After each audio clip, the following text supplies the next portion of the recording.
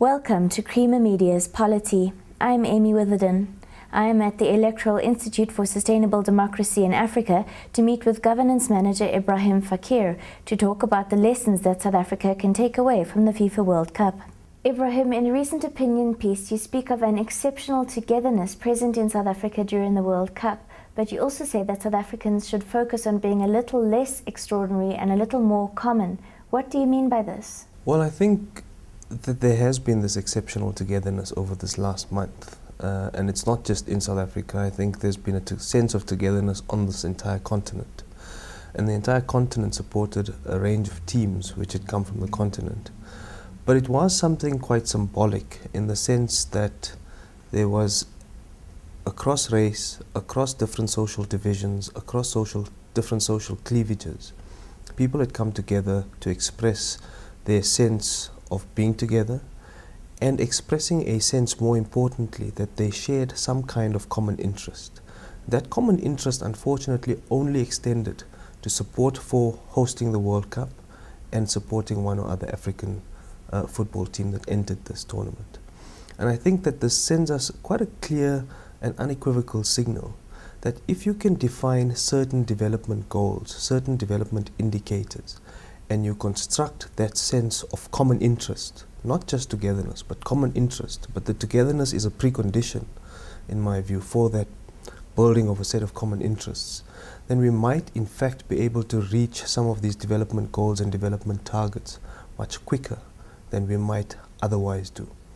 And I think we've shown in the history of the continent and the history of this country, when there is this sense of consensus about a set of converging interests coming together across race, across different social class divisions and other cleavages in the society, then you can achieve those things. You can achieve the transition that South Africa did.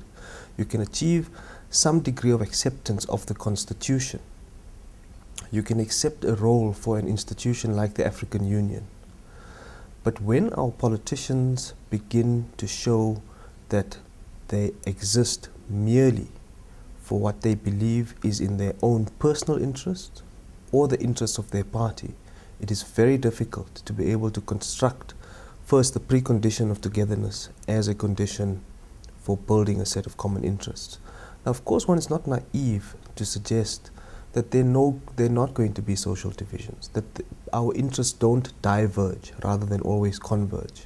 But the argument is that there are certain key development goals, particularly in the delivery of basic services, particularly when it comes to things like health and education, that this ability to construct a consensus exists if providers in those sectors can make the necessary small sacrifices to converge their interests with a range of other role players and stakeholders in those sectors, that some development targets can be achieved.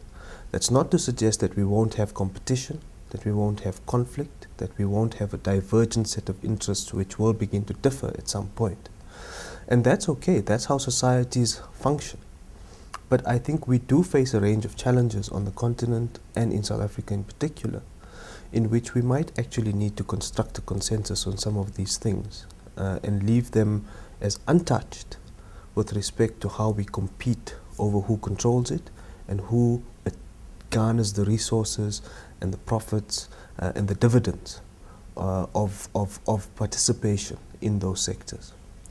What should form the basis of a new South African Commons? Well, therein lies the difficulty. I think competition, contestation and conflict is a necessary part of society. It drives the vigor and the rigor of democracy in a society. But given the kind of challenges we have, particularly when it comes to questions of employment and unemployment, inequality and bridging the kind of vast gap, that's not to suggest that society will suddenly and should ideally simply become a utopian equality, but that the extent and the degree of inequality that we have at the moment is just simply unsustainable. But it's not just true for South Africa, it's true for the continent too. That the degree of inequality is what is really driving people to behave in such vastly different ways. That elites behave in a particular way and those in the rest of the mass of society behave rather differently. And we find that those people are expressing themselves in ways which many would begin to find unacceptable. So when the social protests in South Africa occur and people take to the streets and burn libraries, etc., some people find that rather unacceptable. Of course, some of those people find it unacceptable too, yet they engage in that kind of behavior.